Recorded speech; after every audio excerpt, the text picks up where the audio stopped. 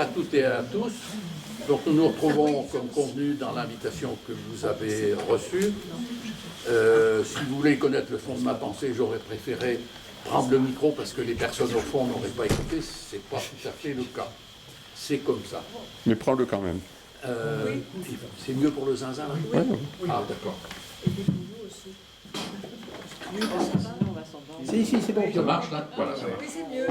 Alors, bref, comme d'habitude, vous savez que le socle, la visée de notre 13e saison, c'est la 13e saison de l'atelier, c'est « Il est grand temps que les citoyens prennent le pouvoir sur leur vie et sur le sort du pays ».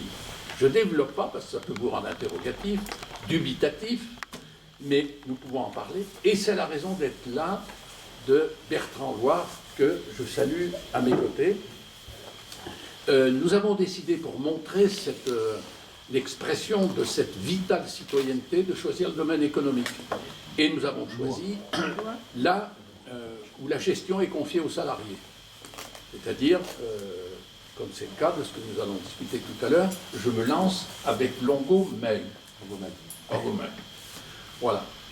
Je laisserai Bertrand vous présenter la soirée. Je ne vous en dirai pas plus, sinon qu'il va faire une introduction dont il est le seul maître, bien évidemment. Et après, nous aurons un débat le plus simple, le plus direct possible. Et si jamais il était contradictoire, ça ne pourrait que nous réjouir parce que c'est un moteur.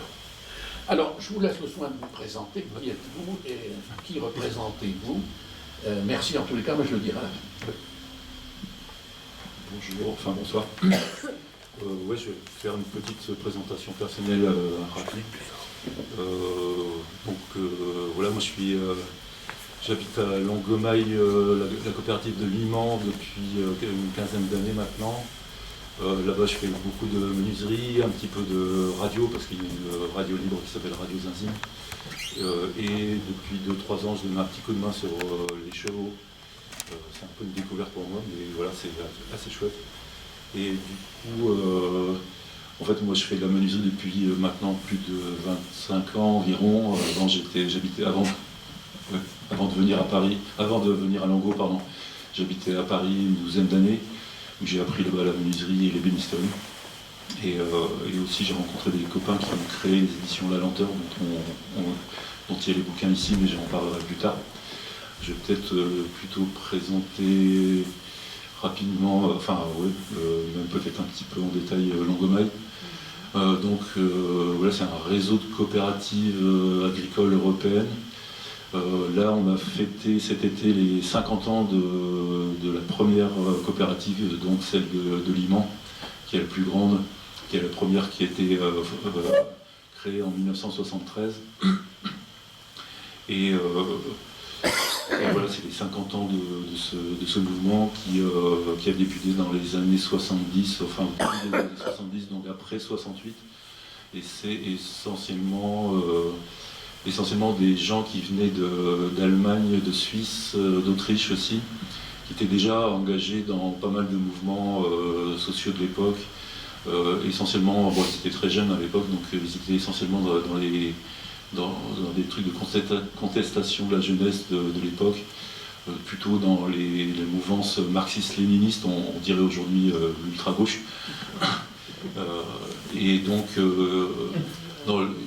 en fait, en Allemagne et dans le monde germanique à l'époque, il y avait surtout le mouvement, la fraction armée rouge, qui prônait une confrontation directe avec l'État. Et les gens qui étaient dans différents mouvements en Suisse et en Autriche, ça s'appelait Spartacus, Hydra, eux, ils étaient très dubitatifs sur cette stratégie et sur son efficacité. Et en fait, ils ont plutôt réfléchi à développer un mouvement qui fédérerait la jeunesse de l'Europe. C'est-à-dire, en fait, là, ils ont eu l'idée de créer donc ce qu'ils appelaient des bases arrières pour permettre aux jeunes gens, notamment de la classe ouvrière, de découvrir un petit peu autre chose que le salariat, les patrons, l'usine. Et donc ils se sont lancés dans la création de coopératives européennes. Et donc c'était un peu une histoire chaotique au début parce que c'était très difficile de trouver des terrains, des lieux en Allemagne ou en Suisse, enfin en Autriche ou en Suisse, pardon. Et en fait, comme ils se voulaient un peu européens, ils ont aussi rencontré quelques Français dont un des grandes figures de Longomaille pendant les 20 premières années, qui s'appelle Rémy, enfin qu'on appelle Rémy. Et en fait, ce Rémy, il venait des Alpes de Haute-Provence. Et là-bas, il connaissait un petit peu de monde, notamment des bergers, des gens qui habitaient, des agriculteurs locaux, etc.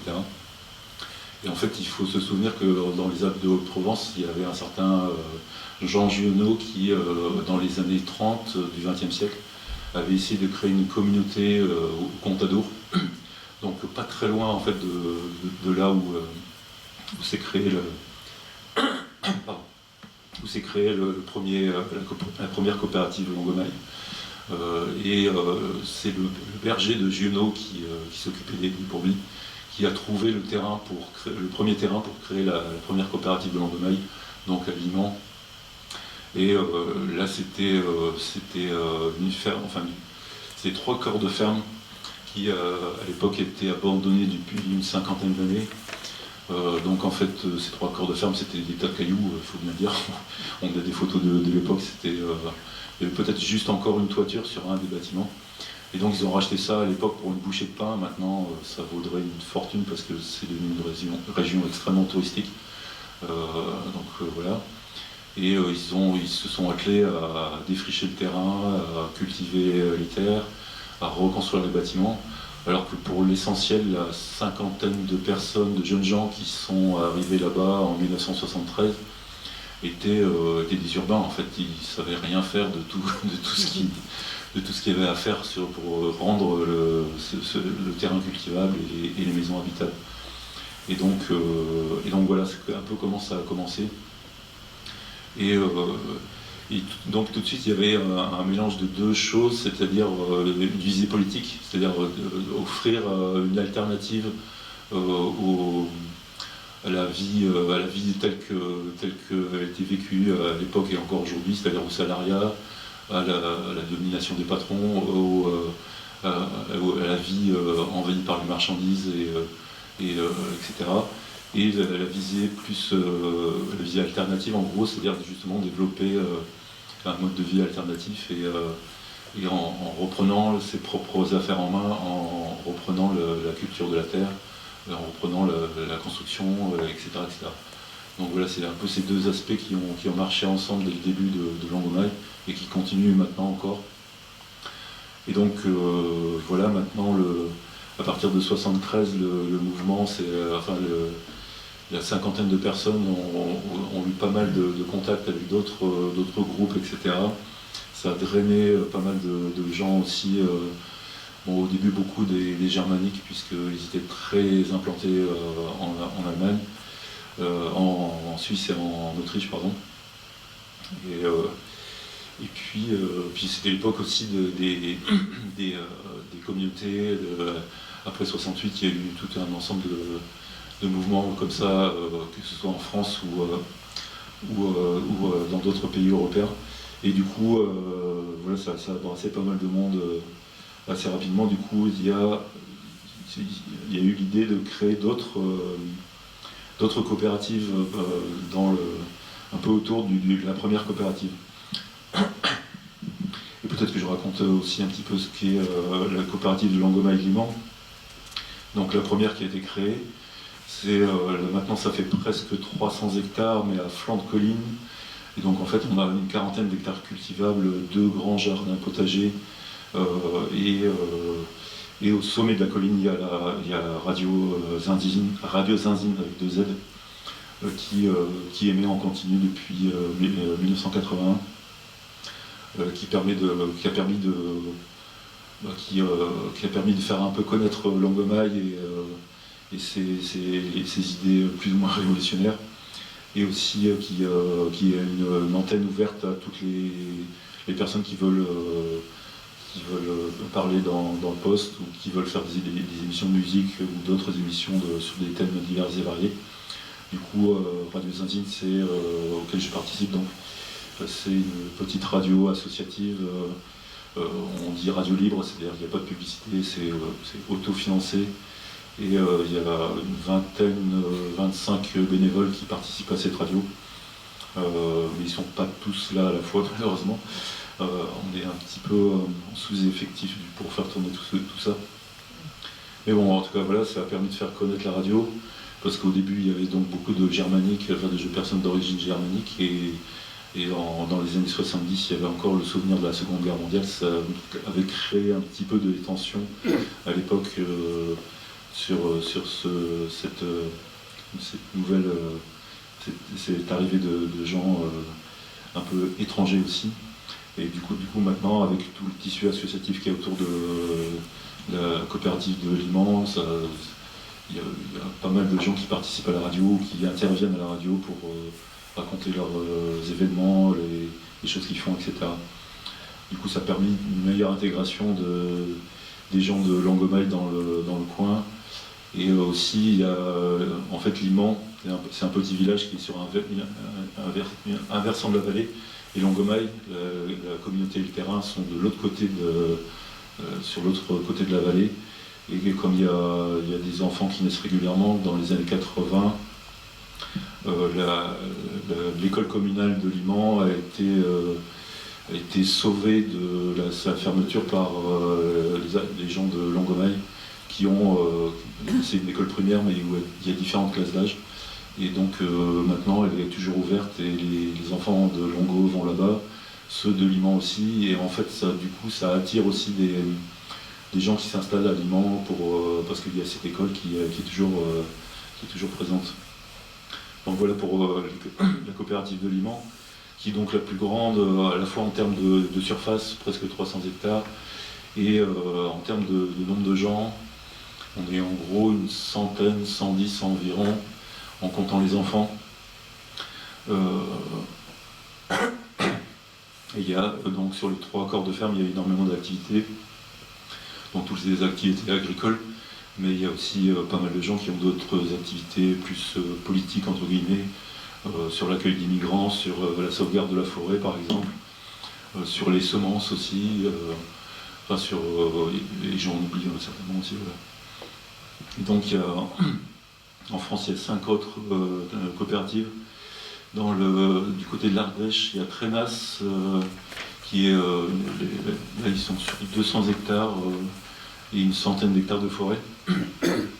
Et eux, ils sont... toutes les coopératives sont des coopératives agricoles, donc il y a toutes les cultures, etc. Mais il y a une espèce de spécialisation parfois. La Trénas, ils sont surtout spécialisés sur le bois, tout ce qui est bois de charpente, etc. Donc ils exploitent la forêt, mais ils font du débardage à cheval. Ils ont une scierie et bientôt de quoi faire des parquets avec du châtaignier, etc. Donc ils font beaucoup de chantiers de construction dans la région pour des gens qui habitent dans le coin. Le mas de Granier, ça c'est du côté de Saint-Martin-de-Croix, c'est encore plus au sud que Liman, qui est pas loin de Fort-Calquier. Saint-Martin-de-Croix, là c'est la plaine de la Croix, qui est une grande plaine où il y a beaucoup de maraîchage et c'est ce qui est très réputé aussi pour le foin de Croix. Là c'est un peu la grande plaine céréalière et de foin. Là ils font beaucoup de maraîchage, ils transforment les légumes et ils vendent une partie de leur production transformée sur les marchés locaux, etc. La cabrerie, qui est pas loin non plus, ça c'est du côté du Luberon, eux ils font beaucoup de vin. Je ne sais plus combien il y a d'hectares exactement, mais en tout cas ils font du vin naturel, c'est-à-dire sans soufre et sans traitement chimique. Ça m'intéresse. Et même s'ils n'ont pas le label agriculture bio, ils vendent leur vin comme ça. Pour l'anecdote, je crois que c'était l'année dernière, la personne qui s'occupe de la vinification, etc., avait été contactée par des Japonais qui rachètent en masse les vins naturels, parce qu'ils sont très fans de vins naturels au Japon. Et la personne qui s'occupe du vin a dit non, on ne va pas vous vendre la production, on va le vendre sur les marchés locaux et pour les gens qui habitent sur place, et on ne va pas l'envoyer à l'autre bout du monde comme ça. Donc Grangeneuve, bon, il n'y a pas vraiment de spécialisation à Grangeneuve, sinon qu'il y a beaucoup d'élevage de moutons et de brebis.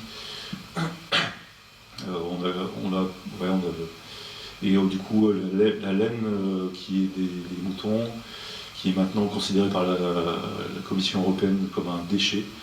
En fait, nous on récupère, il y a des personnes qui font des équipes de tonte aussi pour les éleveurs de la région ou d'ailleurs. Et on récupère beaucoup de laine parce qu'il y a du côté de Briançon, Longomaille a une espèce d'usine qui était une usine de transformation de la laine et qui est toujours. Donc on fait le lavage de la laine, on fait le fil, il y a des machines, des antiquités qui tournent pour faire du fil. Et il y a des machines pour tricoter aussi les pulls. Ça aussi c'est une production qu'on vend beaucoup sur les marchés. On fait des pulls, des chaussettes aussi d'ailleurs, des machines à tricoter à partir de ça. Et du coup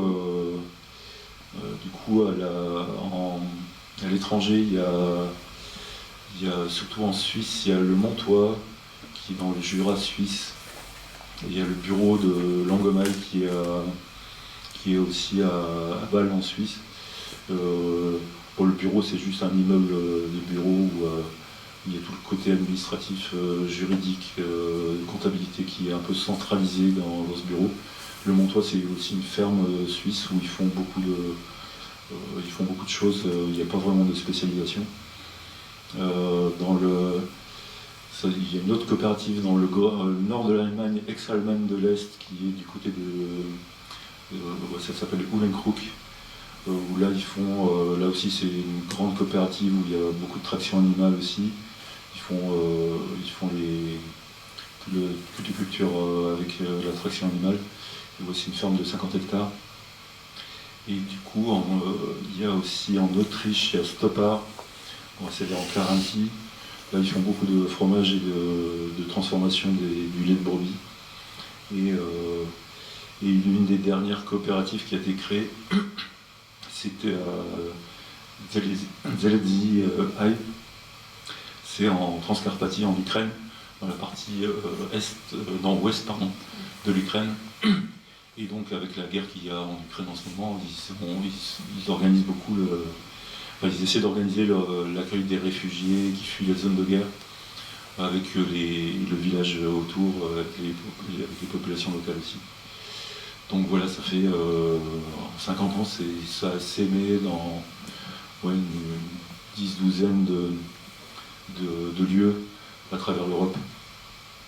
Et du coup, c'est une organisation, c'est un peu une organisation internationale, puisqu'il y a beaucoup de personnes qui parlent allemand, suisse, autrichien, mais aussi en France, il y a les coopératives françaises accueillent beaucoup de gens qui viennent d'Espagne maintenant, d'Italie aussi.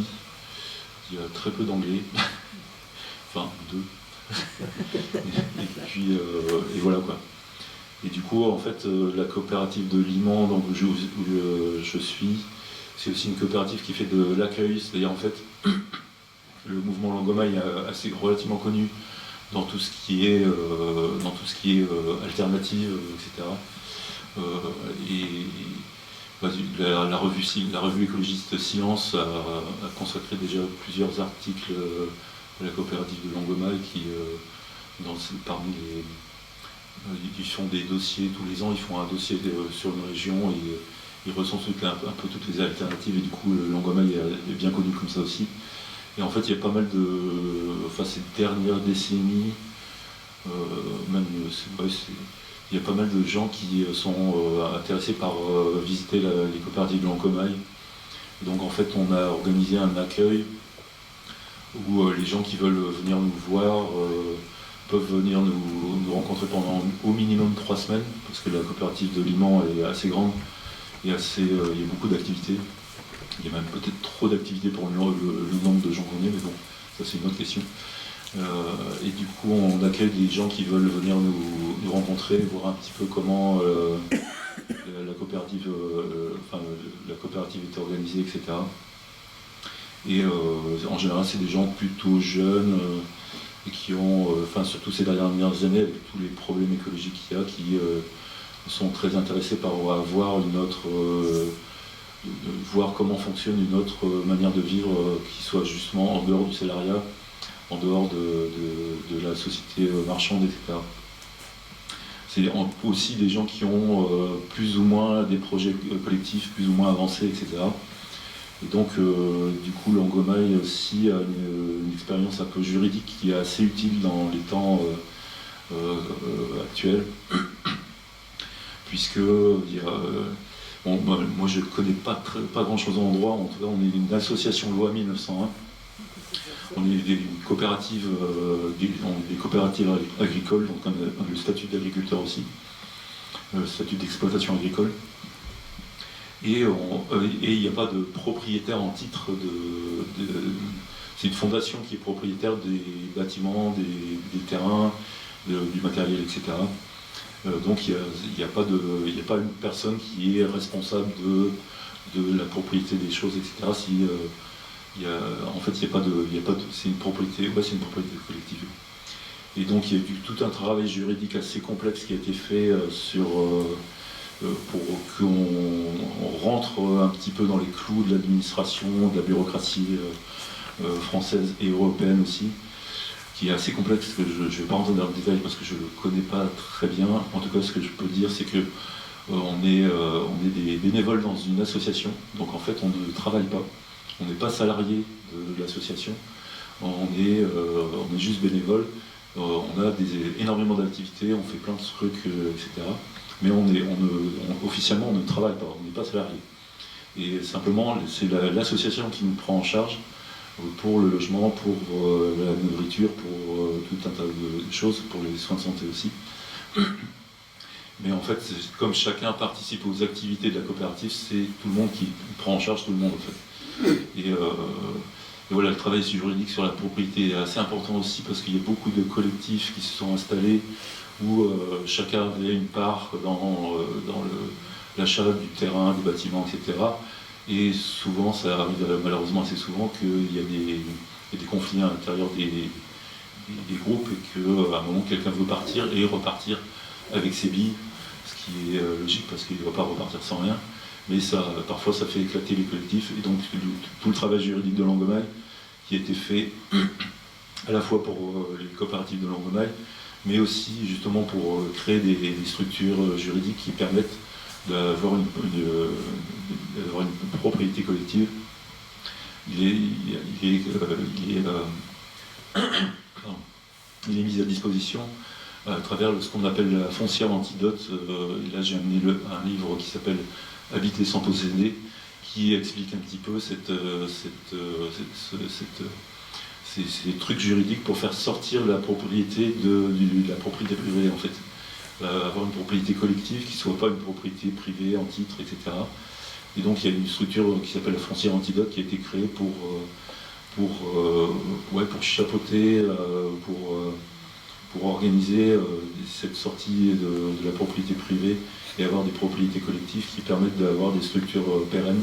C'est-à-dire en fait que si un collectif explose pour telle et telle raison, les terrains, les bâtiments qui ont été achetés en commun restent dans une propriété collective et qui peuvent être réaffectés à un autre projet, à un autre groupe qui reprend la suite et qui continue sur ce terrain, quoi.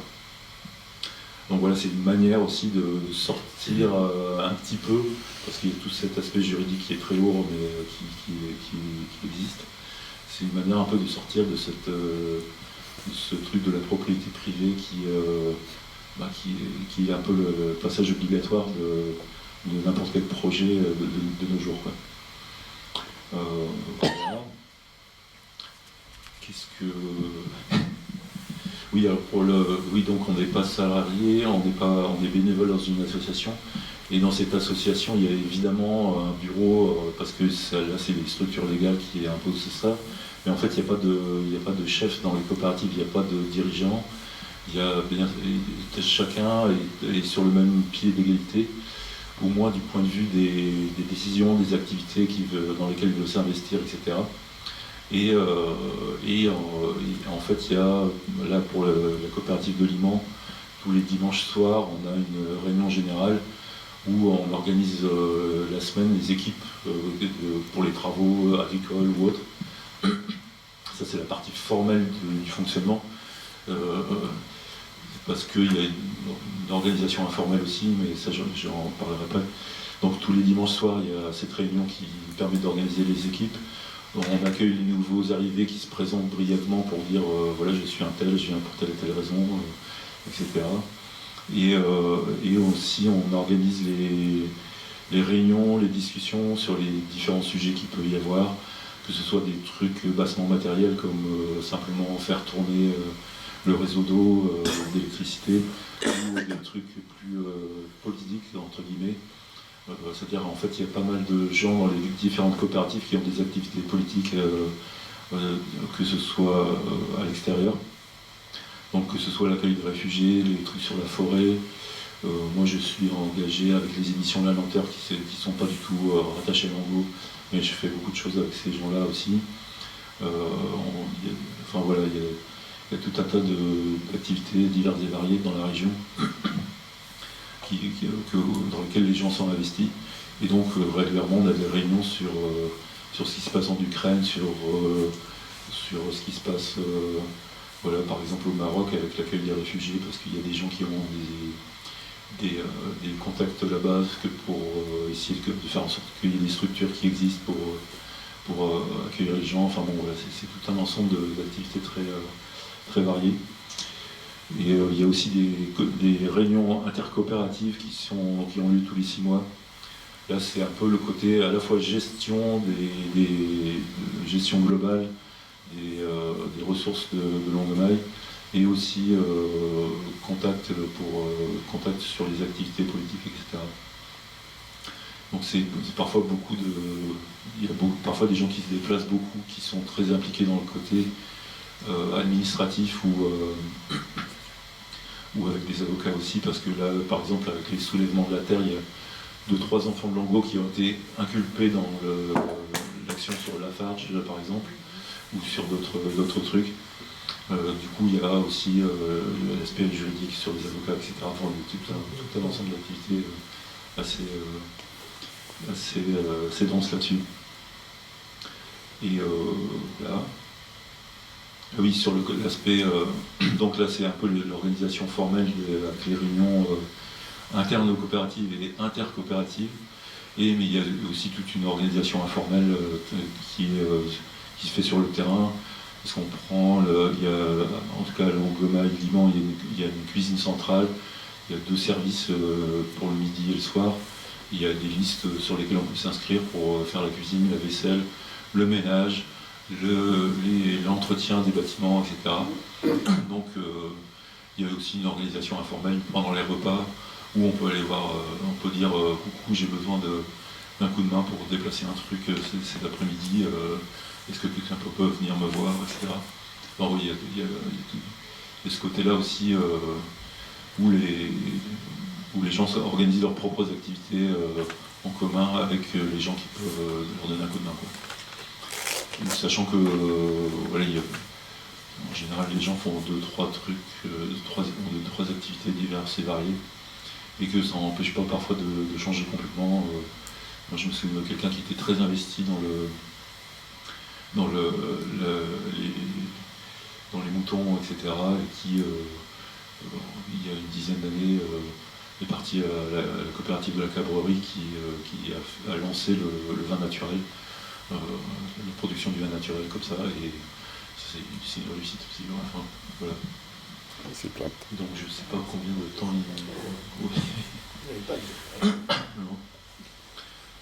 voilà. Ouais, peut-être on peut passer aux questions, parce que j'ai certainement oublié plein de choses, et peut-être les questions me permettront de compléter.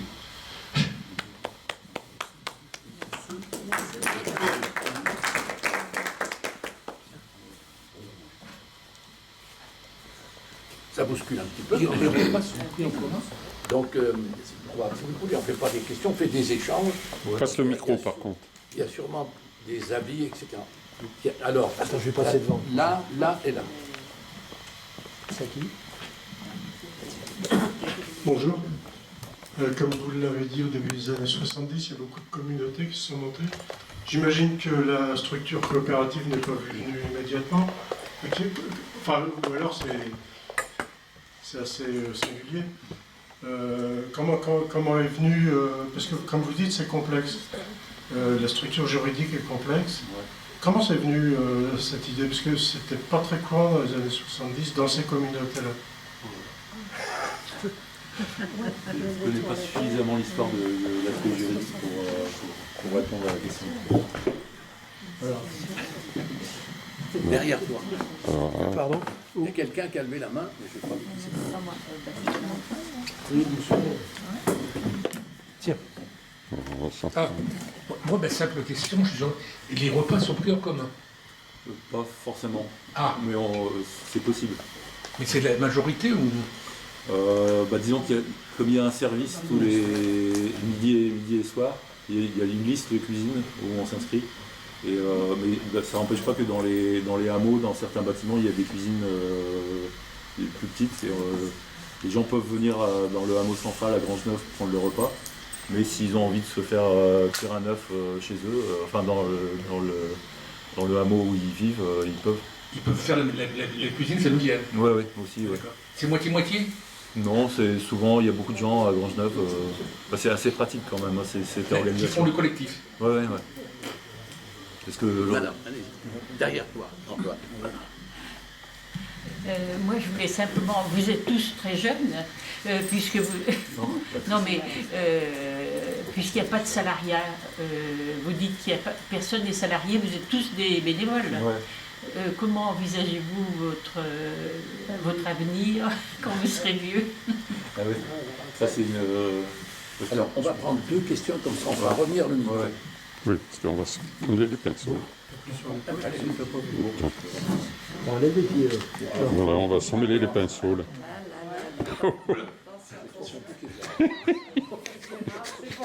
Lève les pieds, Gérard, c'est bien. Et on est tous très jeunes. Non, pas tant que ça en fait, parce qu'il y a encore des gens qui sont à l'origine du mouvement, qui sont encore vivants dans les coopératives. À Grangeneuve-Vimont, il y a quand même une petite majorité de gens qui ont plus de 50 ans. Il y en a certains qui ont 60, 70 ans, qui sont là depuis presque le début, quoi. Et effectivement, ça c'est une réflexion qui se met en place depuis 10-15 ans. Heureusement, on n'a pas eu, en tout cas dans la coopérative en France, dans les coopératives françaises, on n'a pas eu de gens qui ont perdu beaucoup d'autonomie, qui sont sous assistance médicale permanente, etc. Il faut dire que la vie à la campagne, ça aide peut-être aussi. Mais bon.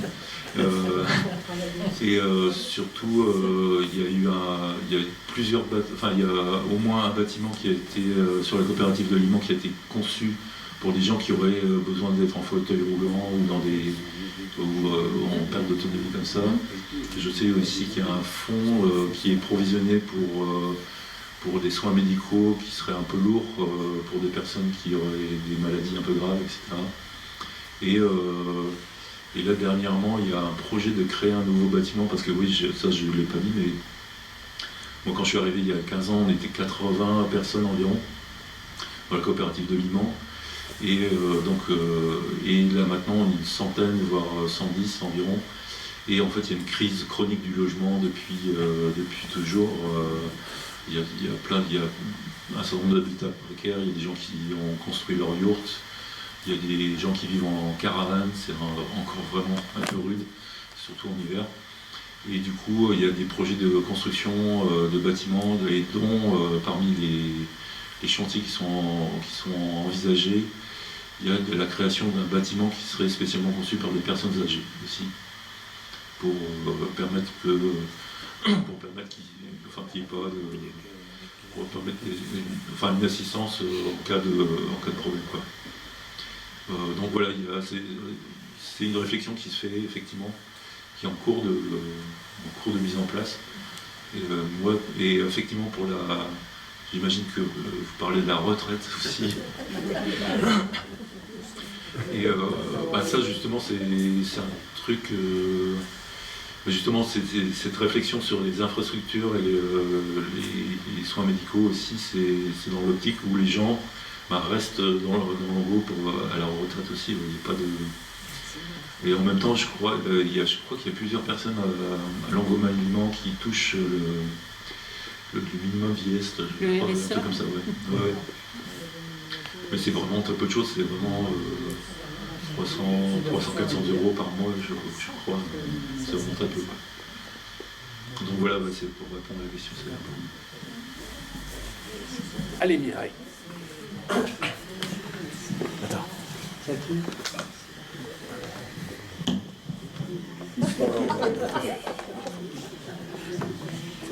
Merci. Donc, moi, il faut que je comprenne comment vous fonctionnez au niveau, par exemple, donc j'ai compris, des familles, des gens célibataires, des vieux, des jeunes, il y a des logements éparpillés dans le hameau. Les enfants vont à l'école du village. Il y a peut-être des personnes qui ne travaillent pas sur le site, qui travaillent à l'extérieur, c'est ma première question. Peut-être des hommes ou des femmes qui préfèrent l'un ou l'autre, ou je ne sais pas, est-ce que ça existe ou pas? Ensuite, donc vous produisez, tout le monde a un statut d'ouvrier agricole quelque part, ou vous avez un statut quelque chose, non? Vous êtes des bénévoles, j'ai bien compris, mais pour exploiter, il faut avoir un petit statut, enfin une petite reconnaissance, je crois, pour... vous vendez des produits agricoles. Vous avez du matériel agricole. Vous achetez du matériel agricole. Donc il y a une structure chez vous qui gère financièrement à la fois les achats et les ventes, oui, et qui redistribue parce qu'il faut vous habiller, il faut vous soigner, il faut se nourrir. Donc ça, j'ai compris, c'est assez collectif, même si vous faites des œufs durs chez vous. Donc il faut bien de temps en temps redistribuer un petit peu de monnaie. C'est ça, est-ce que c'est la monnaie que nous utilisons ou est-ce que vous avez un autre système pour redistribuer? Il faut bien que vous alliez consommer pour acheter vos lunettes à l'extérieur. Donc comment faites-vous?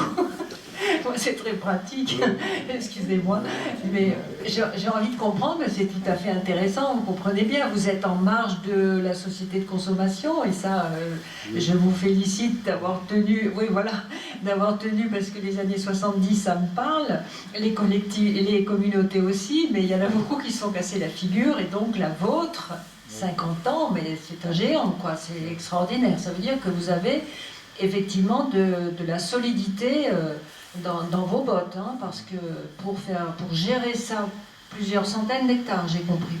Ensuite, comment gérez-vous? Il y en a peut-être des conflits. C'est-à-dire, est-ce que, par exemple, toi tu travailles plus que moi, ça existe ou pas? Ou est-ce que, enfin voilà, comment on gère l'activité de chacun? Est-ce qu'elle est mesurée? Non, mais parce que nous, chez nous, enfin dans le système salarial, c'est 35 heures, et, mettons, et vous, comment gérez-vous les différences d'activité? Il y en a qui ont un travail plus dur que d'autres, ou il y en a qui travaillent plus longtemps, ou les travaillent la nuit, ou le jour, ou je sais pas, enfin voilà. C'est des trucs très concrets, merci de me répondre. Et on a dénoué les nœuds, là. C'est Il y a bon. 23 questions. Pas encore. C'est un sketch Oui. Ouais, alors ça fait beaucoup de questions, j'espère que je vais tout me souvenir. Mais effectivement, j'ai oublié de dire qu'on a une caisse commune, en fait, on n'est pas salarié, on ne touche pas de... les activités qu'on fait ne sont pas mesurées, comptabilisées, etc. Donc il y a une caisse commune et effectivement on vend une partie des productions sur les marchés locaux, les pulls aussi sur les marchés en Suisse, le marché de Noël en Suisse. Parce que, ouais. Et donc en fait il y a une caisse commune dans laquelle en fait si tous les mois on peut demander un budget pour acheter des trucs et des machins à l'extérieur, etc. Et en fonction du budget global de la coopérative, l'équipe comptabilité dit ce mois-ci on a tous les sous disponibles, vous pouvez faire vos achats, ou ce mois-ci on est un peu raide, il faut diminuer de 20% vos dépenses, quoi. Et Et ça, c'est géré un peu, ouais, c'est une équipe comptabilité qui centralise un peu les recettes de la coopérative, sachant aussi que le mouvement Langomaille a un financement un peu global au niveau international, puisque en fait on a un certain nombre d'activités qu'on met en avant vis-à-vis de gens en Suisse qui sont susceptibles de soutenir financièrement ces activités. Par exemple sur la forêt, il y a eu beaucoup ces dernières décennies, il y a eu beaucoup de trucs pour préserver les forêts, pour faire de la formation pour l'exploitation durable de la forêt. Et ça peut mobiliser des donateurs suisses qui participent donc aux activités aussi des coopératives de Langomaille. C'est des subventions que vous touchez de... Oui, on touche aussi les subventions agricoles, puisqu'on est des coopératives agricoles, les subventions européennes, la PAC, etc. Et ça, c'est toute une gestion aussi qui est liée à des personnes qui ont le statut d'agriculteur et d'exploitant agricole. Et qui ont aussi parfois la double casquette aussi avec syndicalistes de la conf, etc. Notamment là dans le Langomaille Liman, dans le 04, il y a une personne qui est très active à la Confédération paysanne 04. Donc voilà, du coup, on essaye de négocier avec la bureaucratie et les différentes activités. Et du coup, on vend aussi donc une partie des productions. Il y a une grande partie de la production qui est autoconsommée dans les coopératives. Et on en vend une partie sur les marchés locaux, etc. Qu'est-ce que... oui, sur les gens qui travaillent à l'extérieur, en fait, il y en a très peu. Il y a déjà beaucoup d'activités dans les coopératives. Là, à Langomaille Liman, il y a deux personnes qui travaillent à l'extérieur, mais qui ont en fait un cabinet de naturopathie. Donc en fait, ils ont une petite clientèle locale, parce qu'ils participent par ailleurs à d'autres trucs associatifs et tout ça. Mais en fait, c'est plutôt l'exception qui confirme la règle, parce que il y a très peu de gens qui font ça. Sinon, parfois, il y a une équipe qui fait des pizzas sur les marchés. On a un four mobile, et donc on fait les marchés dans la région où on présente aussi nos produits, etc. Et parfois sur des chantiers de charpente, il y a des gens un peu spécialisés qui donnent des coups de main à l'extérieur, mais ça c'est très rare. Et c'est plus vers des gens qui sont des amis ou des connaissances de Langomaille que des particuliers qui sont des clients d'une entreprise globale. Et j'ai peut-être oublié encore... Oui, les lunettes, la sécurité sociale. Oui, donc on est tous inscrits à la CMU. Oui. Et de toute façon, dans le budget mensuel des coopératives, il y a une partie qui est prévue pour les dépenses de santé de toute façon. Et les dépenses de santé sont évidemment prioritaires sur toutes les autres dépenses, parce que ça ne sert à rien d'avoir des développés. Est-ce que vous cotisez à la mutualité sociale agricole? Oui, je pense, oui. Ah, vous n'êtes pas oui. Je suis désolé, moi je suis pas dans le... Alors, si vous êtes à la mutualité sociale agricole, ouais. Vous cotisez pour tout ce qui concerne, par exemple, le chômage, par exemple, la retraite, ouais. Et la santé, etc. Donc, je pense que c'est les gens... Vous connaissez quand même le système mutuel. Oui. Et je pense que c'est les gens... C'est comme la Sécu, quoi. C'est les gens qui sont déclarés comme exploitants agricoles sur la coopérative. Moi, je pense que vous devez cotiser à la MSA. Oui. Parce que forcément, sinon, pour avoir des subventions. Pour avoir des subventions. Mais en fait, on n'est pas tous... oui, ça c'est une question du début aussi. On n'est pas tous déclarés comme ouvriers agricoles, parce qu'en fait, on est juste bénévole dans une association. Donc je pense que c'est seulement les personnes qui ont le statut d'exploitants agricoles qui cotisent eux sur le truc. Et pour obtenir les subventions de l'Europe, il y a forcément des gens qui sont exploitants agricoles. Oui, voilà. Sinon, vous ne pourriez pas avoir les subventions. Oui, bien sûr.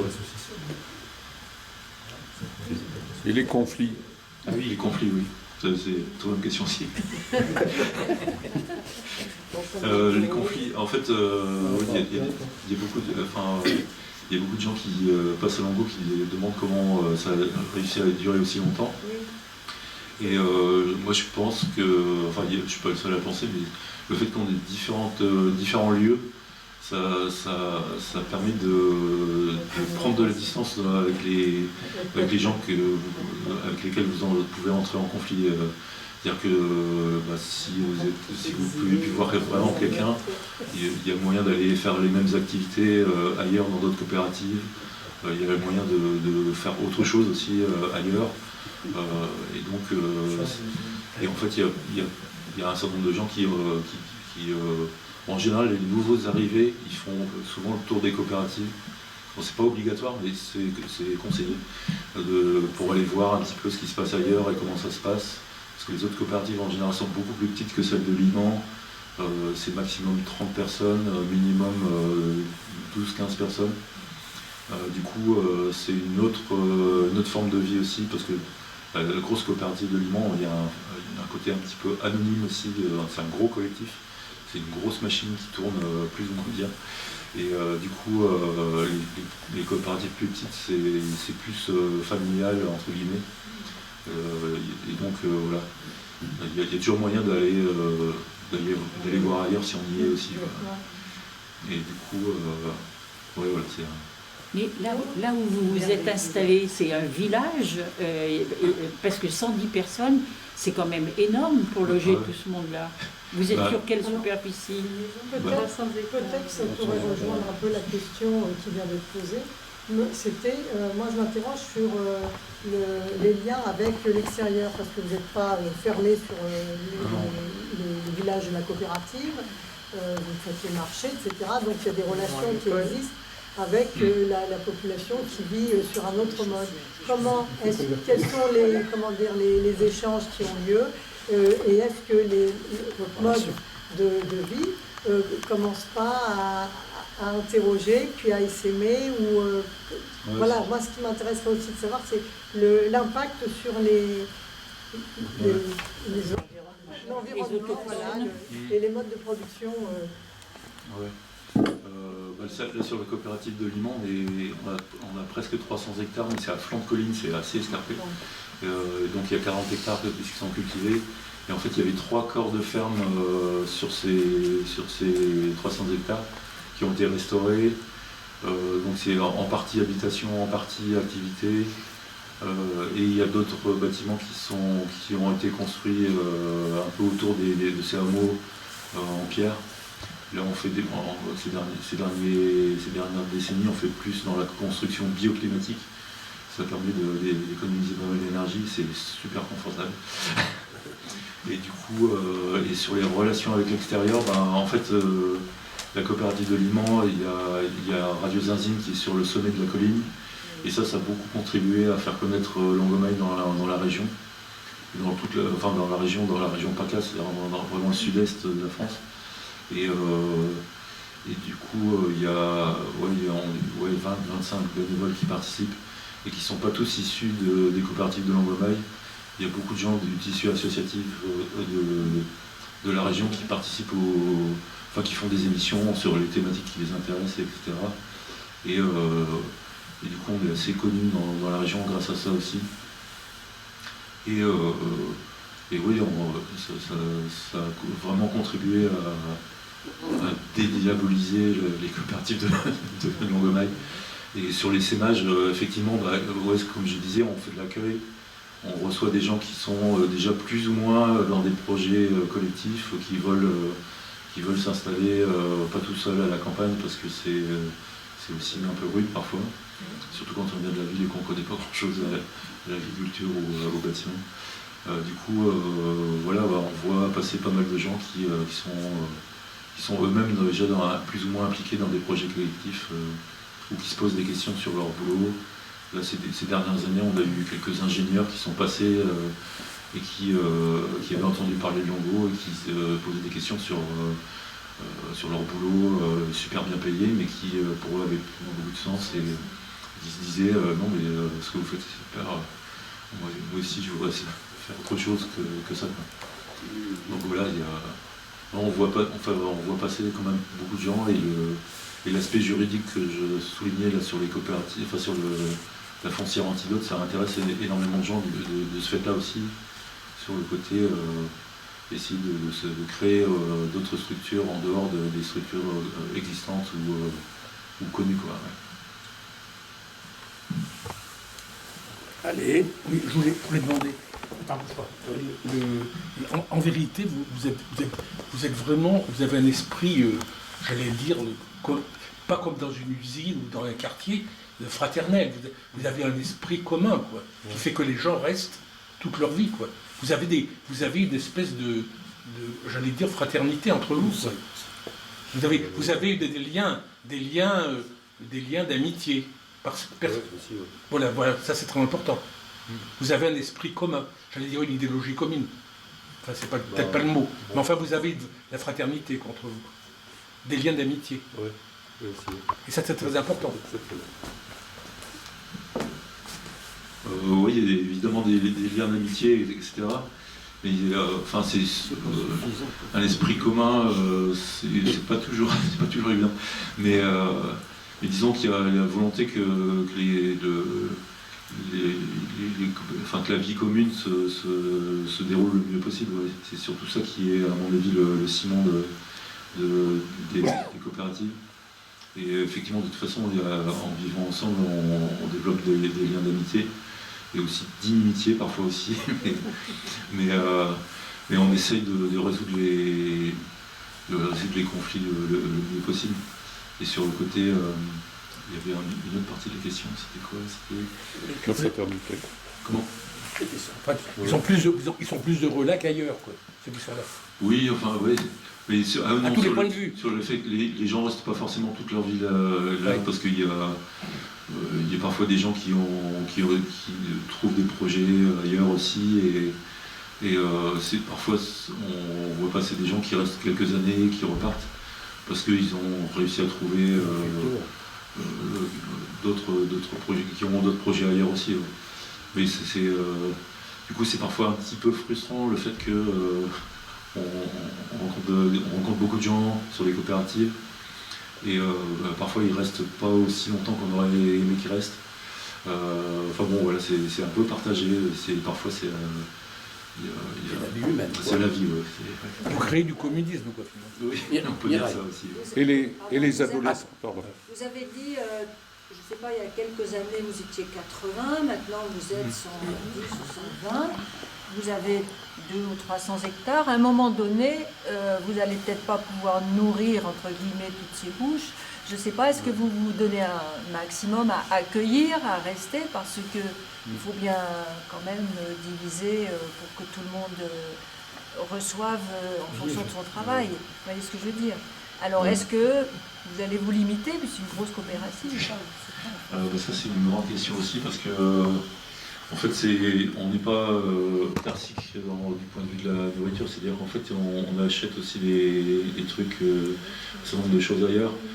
Je pense par exemple à l'huile d'olive, on l'achète en Espagne, mais c'est une coopérative qui est très différente de Longomail, mais c'est un fonctionnement coopératif, on leur achète de l'huile d'olive. Et par exemple, les pâtes, on va les acheter en Italie aussi, c'est des pâtes bio qui sont produites par une structure coopérative aussi, je crois. Donc en fait on achète aussi un certain nombre de choses à l'extérieur.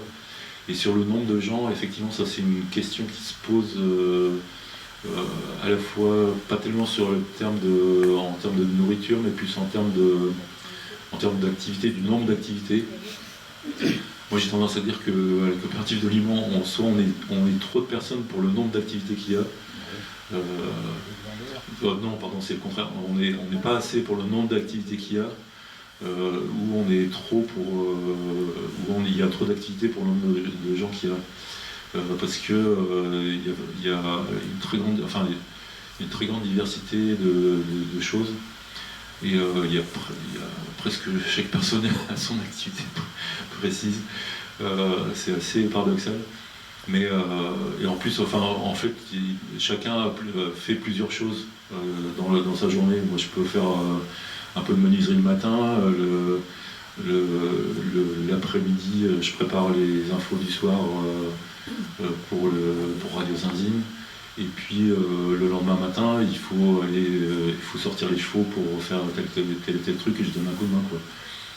Et puis à midi, je peux faire la cuisine ici. Enfin bon, les journées sont pas peuvent être très remplies et très variées, quoi. Et du coup, effectivement, parfois sur certaines équipes, pour les foins, pour certaines récoltes du jardin, du potager, etc., on a parfois des problèmes pour recruter des gens. Parfois sur des trucs un peu en urgence, il faut récolter tel truc à tel moment parce que sinon après c'est trop tard. Et parfois c'est un peu problématique de trouver assez de gens sur certaines équipes comme ça. Mais bon voilà, c'est un peu les aléas du collectif aussi, mais ça fonctionne plus ou moins bien. Parce que bon, l'organisation formelle avec le dimanche soir où on fixe les équipes, les réunions, etc. Ça permet d'avoir quand même une espèce de cadre relativement précis, relativement formel, mais ça n'empêche pas d'une organisation informelle qui se fait un peu au jour le jour avec les gens qui sont dispo, etc. etc. Donc c'est un mélange de trucs et la blague quand il y a des gens qui viennent, qu'on accueille, qui viennent pour dire et qui disent on vient voir comment l'Angomaille ça fonctionne. La blague c'est de leur dire si tu comprends comment ça fonctionne, tu viens nous expliquer parce que parfois on ne sait pas trop. Oui, ça se sent ça. Parfois on découvre des trucs dans les réunions intercoopératives, on dit ah oui, un tel il fait tel truc en fait, je n'avais pas capté. La dernière question, excusez-moi, c'est comment êtes-vous perçu par la paysannerie autour de chez vous, donc les agriculteurs? Ouais, c'est un petit peu. C'est tendu. Parfois c'est un peu tendu, ouais, parce que on a quand même une grosse exploitation par rapport à ce qu'il y a dans la région, encore que parce que là on est en moyenne montagne, en gros, c'est des petites exploitations. En même temps, on fait parfois, enfin autour de Liman, on fait parfois des échanges avec les agriculteurs locaux. Par exemple, on n'a pas de vaches sur l'exploitation, du coup on achète de la viande aux éleveurs locaux.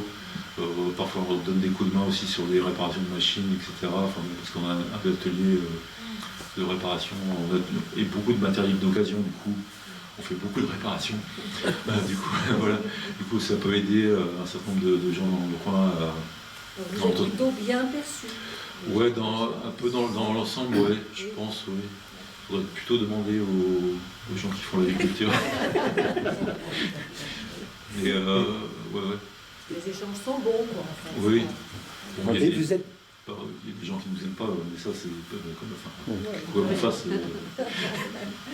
Moi, je voulais demander les adolescents, parce qu'on a parlé des enfants, ils vont à l'école du village.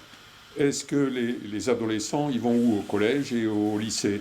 Et comment ils ressentent la vie qu'ils ont à Langomet, les adolescents, notamment au moment où on veut tuer le père, quoi, en gros. Ouais. Comment ils se comportent, quoi. Oui, ça c'est aussi... donc ouais, il y a l'école primaire qui est donc à Liman, mais les adolescents vont plutôt à Fort-Calquier, voire à Manosque aussi, pour les études, la suite des études. Et ouais, c'est un peu connu que les enfants de Longueuil ont un caractère assez fort.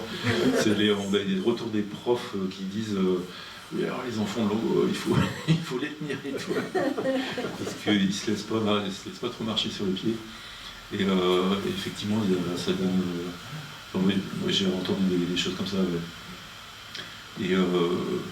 Et en fait, il y a beaucoup d'enfants de Langomaille, oui, ça j'ai oublié de le dire dans la présentation. En fait, il y a un certain nombre d'enfants de Langomaille qui ont créé leur propre collectif, mais qui n'est pas formellement dépendant de Langomaille, qui n'est pas dans les structures géodiques de Langomaille, mais qui reste de fait proche parce qu'effectivement on a beaucoup d'échanges avec eux, et donc ils ont créé dans le Tarn.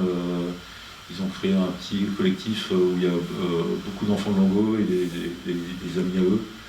Et là, ils font, là aussi, c'est une coopérative agricole. Ils ont une très grande menuiserie aussi. Et alors, du coup, on leur recommande beaucoup. Enfin, sont à Langomaille-Liman, là, on est 2 à gérer l'atelier, qui est un atelier bien équipé, mais on n'est que 2. Et donc, le collectif ont créé les enfants de Lango. Ils sont 5, 6, peut-être 7 menuisiers et menuisières. Et ils font de la fenêtre en série, donc on leur commande beaucoup d'huisseries, fenêtres, etc. Ils ont mis au point, ils font la petite série, genre 50 fenêtres en quelques mois, etc. Et du coup, voilà, il y a beaucoup d'échanges à la fois économiques, de relations parents-enfants et d'autres choses comme ça. Et en plus, là, ils sont dans un processus où ils sont dans une petite commune du Tarn. Et ils arrivent à racheter des bâtiments un peu en ruine et à les retaper. Ils font un peu des structures collectives, des bâtiments qui sont ouverts au public pour différentes activités socioculturelles, etc. quoi. Ils peuvent accéder aux études supérieures? Oui, bien sûr. Il y en a qui, ouais. Oui. Est-ce que vous avez des activités culturelles par lesquelles vous invitez les gens alentours? Ouais. Est-ce que vous créez des liens Peut-être là, je prends la question de la dame aussi. Peut-être ça rejoint un endroit. Peut-être. Je me posais la question des relations que vous avez, par exemple, avec les coopératives non françaises. Vous achetez de l'huile en Espagne, donc dans une coopérative, peut-être qu'il y a des échanges qui permettent de travailler ensemble, de pas de se stimuler, mais des recettes qui marchent bien ici, ça peut marcher bien ici, puis des échanges humains, sur l'expérience. Depuis quand fonctionnent ces coopératives-là, que ce soit en Italie, en Suisse, en Espagne, parce que c'est vrai que 50 ans, c'est bien, c'est un âge mûr et ça laisse attendre la suite. Sur les activités culturelles, il y a pas mal de trucs. Là, j'ai ramené des cassettes audio de Comedia Mundi. C'est un groupe de musique tzigane qui avait été créé dans les années au siècle dernier, du temps où il y avait encore des cassettes audio. Qui n'existent plus, mais en fait les gens qui ont participé à ce groupe continuent à faire de la musique et continuent à donner des concerts à droite à gauche, etc. Avec Radio Zinzine, on organise tous les étés, tous les premiers samedis du mois de juillet, une fête de soutien à Radio Zinzine, où là c'est grands concerts, fiesta, on invite un peu tous les gens de la région et on invite des groupes locaux pour jouer en soutien à Radio Zinzine. C'est un petit événement à facilement 700-800 entrées payantes tous les ans. Là, on a fêté les 50 ans, c'était aussi un gros événement avec des spectacles de cirque qui a fait dans les 800-900 entrées payantes aussi.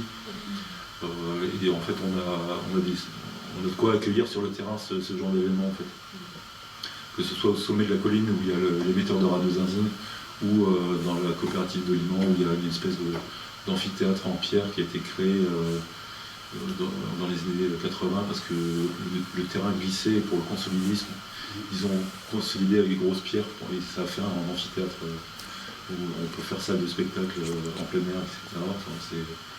C'est assez magique aussi la nuit avec l'éclairage, etc. Et puis du coup avec Radio Zinzine on a beaucoup avec d'autres associations, d'autres gens dans la région, on organise aussi parfois des événements culturels sur des différents sujets, etc. Voilà. Et sur le côté, c'était quoi les relations avec les autres coopératives. Oui, enfin là j'ai cité le cas de l'Espagne et de l'Italie, mais ce n'est pas des coopératives de Longo, c'est un peu des coopératives qui sont organisées sur un autre mode de fonctionnement. Mais du coup on achète une partie de leur production. C'est plus un aspect économique, même s'il y a des gens en Langomaille qui ont des affinités plus particulières avec les gens qui travaillent là-bas. Et sinon, effectivement, les autres coopératives en Europe, il y a des échanges réguliers, il y a des voyages réguliers et on échange un peu des productions que eux font et que nous on ne fait pas ici, ou l'inverse, etc. Bon, l'exemple classique, c'est un peu la coopérative de Trémas qui fournit le bois de charpente pour les constructions pour les autres coopératives en gros. Parce que là, ils ont réussi à racheter de la forêt de pin,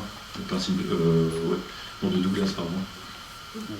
Et donc ils débardent à cheval ici, et comme c'est dans le massif central, c'est dans un endroit assez escarpé où il n'y a pas vraiment moyen de faire autre chose que du débardage à cheval, quoi. Donc ils ont pas mal de bois et ils peuvent le fournir à toutes les coopératives. Je voulais demander, est-ce que dans les autres continents que l'Europe, en Amérique ou en Amérique latine ou en Afrique, est-ce qu'il y a ce genre de structure? Est-ce que ça existe? Dans les autres continents, oui, j'ai oublié de parler du Costa Rica. C'est vrai parce qu'il y a une coopérative, il y a une coopérative Langoma qui est au Costa Rica. Et ça, c'est une histoire des années 70, au moment où il y avait les sandinistes, il y avait une guerre dans l'Amérique centrale. Et en fait, pour accueillir les réfugiés de ce conflit, Longomaille, c'était en 75. Nicaragua, oui. C'était 75. Et donc, ils ont acheté un terrain qui est assez grand, c'est plusieurs centaines d'hectares. Et donc, ils ont accueilli les réfugiés de ce conflit là-bas. Et malheureusement, c'est pas du tout organisé sur le même modèle que les coopératives de Longomaille en Europe, où là les gens sont restés sur place, ils ont construit leur maison là-bas, ils ont un petit lopin de terre qu'ils cultivent, ou pas d'ailleurs. Ils travaillent souvent, il y a un certain nombre de personnes qui travaillent à l'extérieur. Il y a encore des gens de Longomaille, il y a des membres de Longomaille qui ont des activités là-bas aussi, notamment autour de la canne à sucre, de la culture du cacao, et d'autres cultures plus classiques aussi.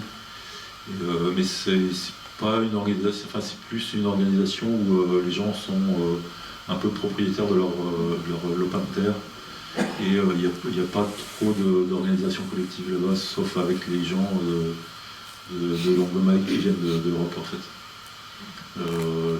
D'ailleurs, ces dernières années, c'était un petit souci aussi parce qu'il y a un certain nombre de gens qui revendiquent la propriété privée de leur terrain là-bas, qui sont là depuis plus ou moins longtemps. Et il y a d'autres personnes qui essaient de céder leur lopin de terre sur d'autres personnes. Du coup, ça crée un petit peu des conflits parce que c'était pas le but de l'opération au départ. Du coup, là aussi, c'est quelque chose qui est en train d'être réorganisé un petit peu pour qu'il y ait un fonctionnement un peu plus collectif là-bas. Mais c'est vrai qu'on n'a pas, à part ça, on n'a pas trop de contact avec l'Afrique, sauf avec l'Afrique du Nord, notamment le Maroc, là où je parlais un peu de l'accueil aux réfugiés, où il y a 2-3 personnes de Longomaille qui s'occupent de soutenir des structures qui permettraient aux gens qui viennent d'Afrique centrale d'être mieux accueillis au Maroc, parce qu'il y a un très fort racisme vis-à-vis des Noirs africains au Maroc. Il faut dire aussi que c'est une pression aussi sur la société marocaine qui n'est pas toujours facile. Bon, en tout cas, voilà. Sinon, il y a quelques personnes qui nous ont visités, qui venaient de coopératives aux États-Unis. C'était de la côte ouest. Je ne me souviens plus exactement ce que c'était, mais bon, voilà. Il y a quelques personnes qui viennent parfois d'Auroville en Inde, mais qui sont en fait des gens qui sont passés à Auroville et qui ont vécu quelques années là-bas. C'est quoi Auroville? Auroville, c'est une communauté qui a été créée en Inde, ça remonte aux années 68, ouais. 50. Ah, 50 peut-être, oui aussi. Peut-être après l'indépendance, je ne me souviens plus exactement. Juste après l'indépendance. Ouais. Et là, c'est plus, c'est un peu centré sur les trucs religieux aussi quand même. Mais bon, c'est un truc qui... Là, dernièrement, il y a quelqu'un qui était d'origine germanique, qui était quelques années à Auroville, et avec le gouvernement de Narendra Modi, qui est un gouvernement ultranationaliste hindou, qui visait, ils commencent à avoir des ennuis parce que visiblement le gouvernement indien, le gouvernement central veut un peu liquider ce genre de choses. Ça leur plaît pas trop ce côté, même si c'est religieux, c'est très œcuménique, ça ressemble à toutes les religions et ça plaît pas trop aux nationalistes hindous, quoi. Allez. Et avec les zapatistes du Mexique, vous avez des relations? Oui, on a accueilli la caravane zapatistes qui est venue l'année dernière. Ils ont fait un petit tour des différentes coopératives. Il y a 2-3 personnes qui vont assez régulièrement au Mexique voir les zapatistes. Ils ont pas mal des contacts avec eux. Et c'est vrai que c'était un moment assez étrange de voir débarquer ces personnes-là. Mais ils sont venus en définitive. Oui, ils sont venus. Ils sont venus sur la coopérative de Liman. Ils sont restés une semaine environ, enfin une délégation en tout cas. Et ils ont visité quelques autres coopératives là-bas.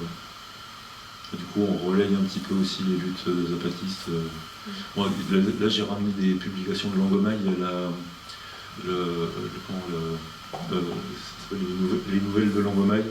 Là, c'est un peu une publication qui donne des nouvelles des différentes coopératives, qui montre un petit peu les différentes activités.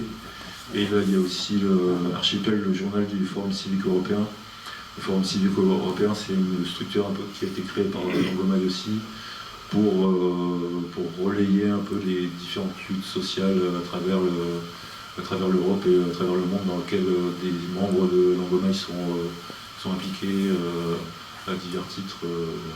Du coup, les nouvelles de Langomaille, c'est tous les trimestres, je crois. L'archipel, c'est tous les mois. Il y a différents articles sur les luttes ou les projets divers et variés dans lesquels les membres de Lango sont impliqués. Allez. Tout à l'heure, vous avez dit que les adolescents avaient une scolarité un peu difficile pour les structures qui les accueillent. Qu'en est-il des enfants qui sont à l'école de Liman? C'est une école primaire à Liman. Oui, oui, mais il y a tout, enfin, un peu partout, il y a des problèmes de relations entre les enfants, même à l'école primaire. Donc là, il y a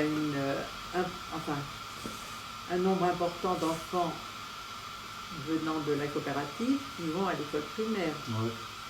Et comment ça se passe avec les autres enfants du village? Bon, je pense que ça se passe pas assez bien. Moi, j'ai pas d'enfants, je vois ça d'un peu loin, mais ouais, je pense que ça se passe assez bien parce que il y a différentes personnes qui sont impliquées aussi dans le conseil municipal de Liman, notamment dans le comité des fêtes, dans le conseil municipal lui-même aussi. Donc en fait, il y a des relations entre les parents des différents des parents des autres enfants de l'école. Au collège, ils ont plus de personnalité. Oui, c'est net. Oui. C'est intéressant. Non, mais ça perturbe pas les cours. C'est pas des perturbateurs. Non, je pense pas. Non, c'est plutôt le côté les profs savent à qui ils vont faire quand ils vont faire les enfants. C'est positif, quoi. Oui, c'est plutôt positif. Ouais. C'est pas des chahuteurs. Donc c'est positif. C'est des libertaires, mais c'est pas des... Oui. Vous voulez qu'on arrête? Vous avez épuisé le sujet? Non, j'ai encore une question. Oh là. Vous l'avez un peu évoqué. Depuis quelques années, il y a quand même beaucoup de gens qui se posent des questions par rapport à leur travail, notamment dans le milieu ingénieur. Et est-ce que vous sentez, vous, un engouement qui vient plus de monde qui vient vers vous par rapport à ça? Parce que ça, enfin, je sais pas, mais nous, dans nos relations, on a quand même beaucoup de gens qui veulent tout arrêter, qui veulent plus être salariés, ou des ingénieurs en électronique qui se mettent au maraîchage. Ces dernières années, là, on a eu la visite de 3 ingénieurs, ingénieuses. Oui, je vais vous envoyer ma petite fille. Moi. Ouais. Et en fait, c'était 2-3 personnes avec qui moi j'avais beaucoup discuté parce qu'en fait, à Radio Zinzine, je fais une émission sur la critique des sciences, des technologies et de la société industrielle. Du coup, ça m'intéressait de rencontrer ces gens. Mais souvent, il y a beaucoup de gens aussi qui ont fait des études en sciences humaines, sociologie, des trucs comme ça, et qui viennent, qui font leur mémoire, leur thèse, en prenant le prétexte d'étudier les communautés, etc. Ils se disent je vais passer à l'Angot, comment ça se passe, et je vais faire ma thèse là-dessus, mon mémoire. Et en fait, c'est pas mal de gens aussi qui viennent des sciences humaines aussi, qui se posent des questions aussi sur qu'est-ce qu'ils vont faire dans leur vie et qui n'ont pas forcément, qui essaient de trouver un petit peu une autre voie que le salariat classique, etc. Et donc, c'est surtout beaucoup des étudiants qu'on va passer. Assez peu de gens qui viennent des milieux un peu ouvriers ou comme ça, même s'il y en a quelques-uns, mais sont plus rares. Est-ce que les jeunes, ils s'en vont dans Antoine, vas-y Mireille. Si je parle dans le contexte de la France, vous avez décidé de rompre absolument du système capitaliste et de vivre votre vie complètement autrement. Maintenant, je pense que vous êtes heureux dans votre vie, puisque vous réalisez ce que vous voulez, les activités sont variées, etc. Enfin bon, on a bien compris tout ça. Maintenant, votre mission, entre guillemets, c'est par l'exemple que vous voulez, votre engagement, voilà, plutôt. Votre engagement politique à vous, c'est quand même, à part la vie que vous avez choisie, vous avez un engagement politique qui est peut-être par l'exemple, donc. Si j'entends que vous accueillez, vous essayez de la radio, vous avez des petits journaux, donc quand même, vous essayez que ça essaime votre affaire. Et par ailleurs, il y a du syndicalisme aussi. J'ai cru comprendre qu'il y avait de la confédération qui était active dans votre communauté, qui allait donc vers l'extérieur. Mais votre action politique, elle est plus, contrairement à ce qu'on voit d'habitude, si vous voulez, le syndicalisme et les partis politiques, pour vous, c'est une autre façon, un autre engagement politique. C'est donc par l'exemple que vous pensez agir dans notre pays. J'aime pas trop le terme exemple, mais bon. En tout cas, pour ce qui est de sortir du système capitaliste, on n'a pas vraiment réussi à sortir, on reste dedans malgré tout, quoi. On fonctionne autrement qu'une entreprise, on ne se définit pas du tout comme une entreprise, on n'est pas du tout sur des bases hiérarchiques, salariales, etc., ça c'est sûr. Mais on est à fond dans le système capitaliste de toute façon, parce que je prends un exemple qui m'a frappé en 15 ans, c'est que quand moi je suis arrivé à Langomaille, dans la coopérative de Liman, j'étais une des rares personnes à avoir un ordinateur personnel. Maintenant, tout le monde a un iPhone. Enfin, je dis tout le monde, c'est pas vrai, mais beaucoup de gens ont un iPhone, ont un ordinateur personnel chez eux, et ça a une influence très néfaste sur la vie collective en fait. Parce que maintenant, pas tous les soirs, mais régulièrement, plutôt que d'assister à une réunion chiante où on va parler pendant 3 heures de trucs un peu pénibles, il y a beaucoup de gens qui vont dans leur chambre regarder des films sur leur ordinateur personnel. Je prends un exemple, et moi je le fais aussi, je ne me mets pas du tout en dehors de ce truc. Et avec les smartphones aussi, la communication soi-disant instantanée, ça a beaucoup, maintenant on fonctionne aussi en interne, l'organisation interne des coopératives se fait avec des listes mail aussi. Du coup on passe facilement 1 heure par jour pour lire les mails qui sont sortis, etc. Enfin, ça aussi, ça a eu un effet délétère sur l'organisation collective par certains aspects, même si il y a encore des réunions qu'on fait ensemble, etc., et des soirées qu'on fait ensemble, ça a eu un effet un peu dissolvant sur le collectif. Et la période Covid n'a pas amélioré les choses là-dessus, c'est évident.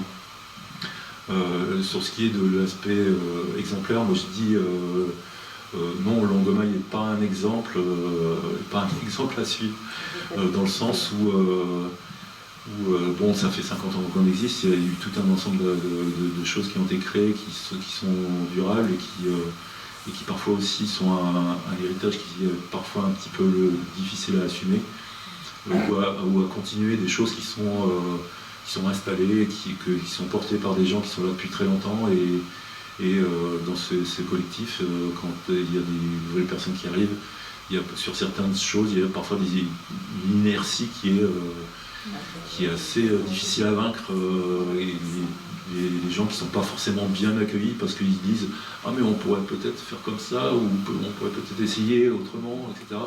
Et c'est pas toujours facile. Et du coup, le caractère exemplaire de Longomaille, moi j'aurais tendance à dire non, on n'est pas un exemple, on est plutôt une source d'inspiration.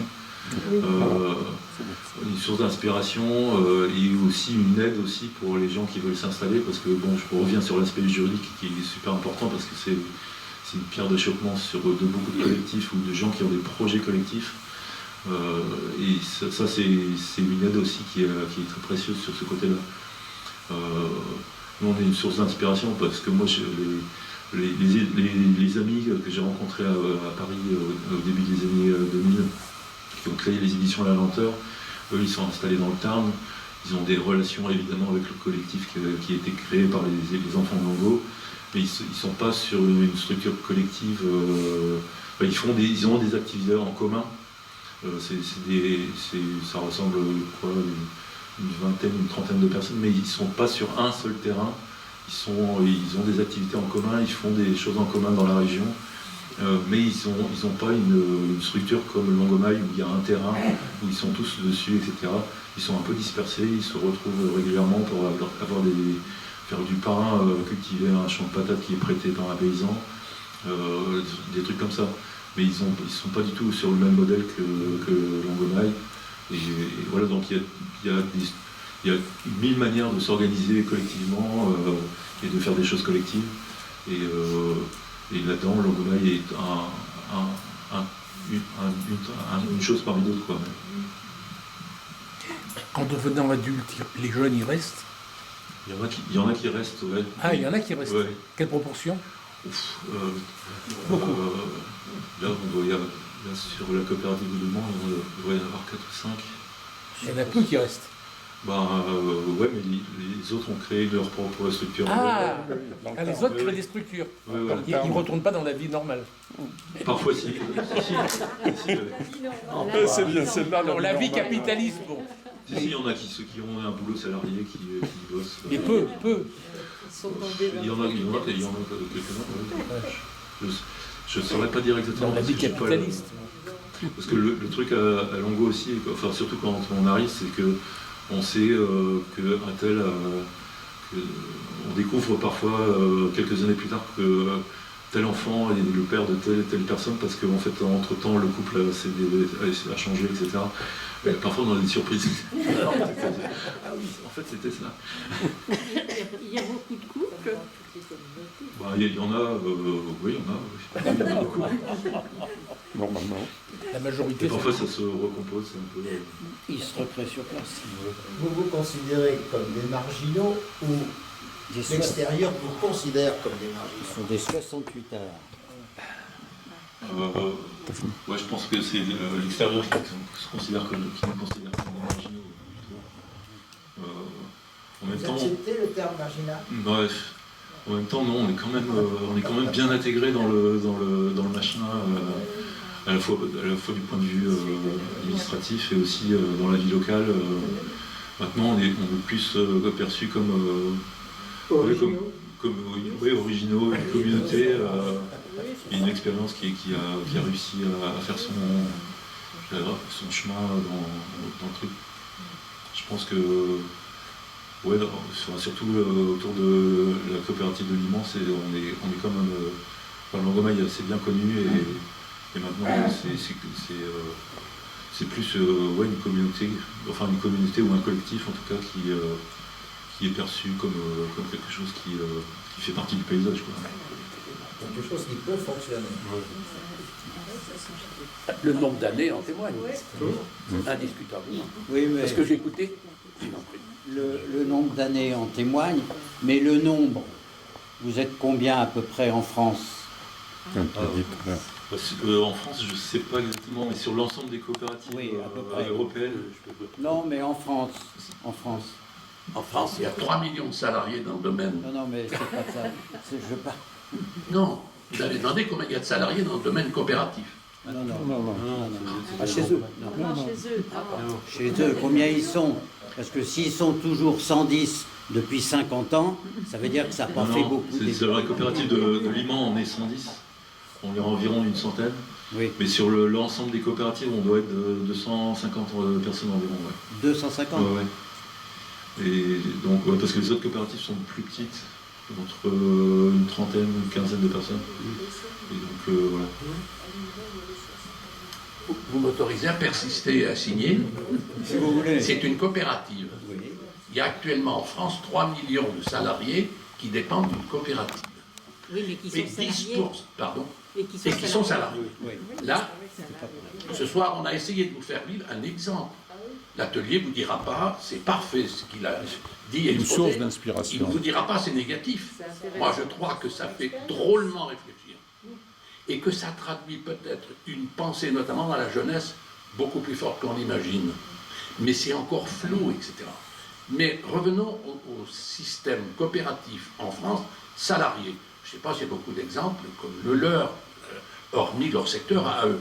3 millions. Combien du PIB, le secteur coopératif? 10%. Seulement, vous pouvez regarder la télé à longueur de journée, écouter les radios, lire tous les journaux, presque sans exception, on ne connaît pas. C'est dommage, messieurs, dames, vous ne seriez pas été là quand l'ex-entreprise Fralib est venue expliquer comment d'une entreprise capitaliste on passe à une gestion par les salariés. C'était, vous en rappelez tous, tous ceux qui étaient là, moi j'ai toujours tendance à dire c'était même émouvant. Quel est le salaire du PDG de la coopérative de Fralib aujourd'hui?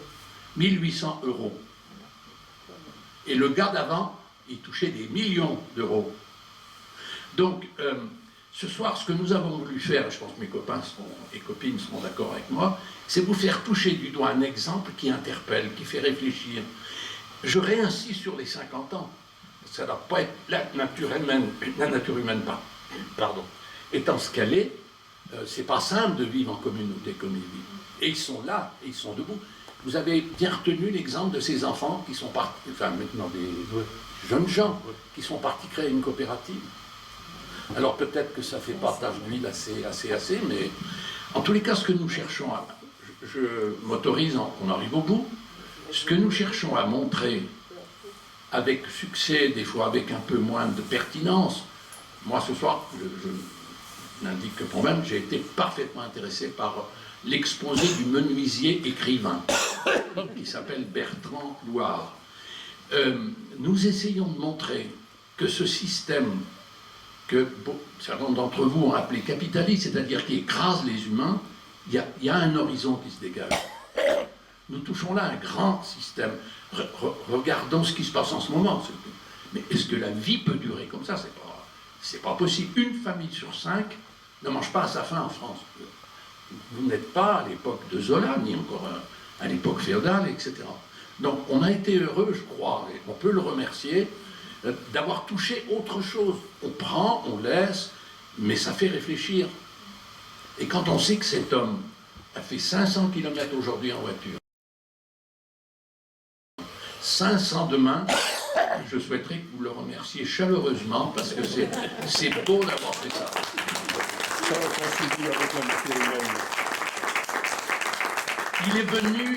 Il est donc venu, et je regrette pour lui, on est à peine 30.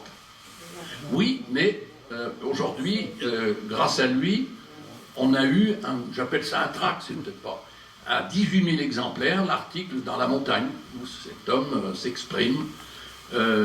Celui-là, Gérard, demain, il va envoyer, ou après-demain, à peu près à 800 exemplaires, une vidéo qui retracera les débats de ce soir. Je ne sais pas si d'autres radios locales ont parlé, je n'ai pas entendu. Donc, mon cher Bertrand, si vous m'autorisez, merci infiniment de ce que vous avez fait.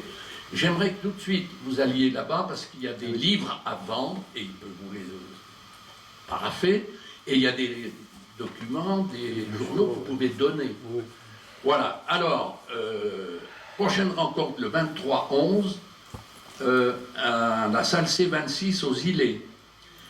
En septembre, nous avons fait venir une entreprise du bois, du plateau de Millevaches, vous vous rappelez, Michel Lulec, qui a relaté l'expérience d'une coopérative avec salariés, etc., un responsable, etc. Un autre exemple. Donc aujourd'hui, nous accueillons Bertrand Loire. Le mois prochain, nous répondrons à la question, mais alors et l'Allier? Il ne se passe rien dans l'Allier. Eh bien, nous accueillerons l'entreprise qui est tout nouvellement en coopérative Deuxémy à la Beau-Saint-Anne, petite entreprise, mais qui est en coopérative. Nous accueillerons l'ami Bruno Vif et qui nous parlera d'un nouveau système de coopérative agricole qui va dans l'esprit de ce que nous disons.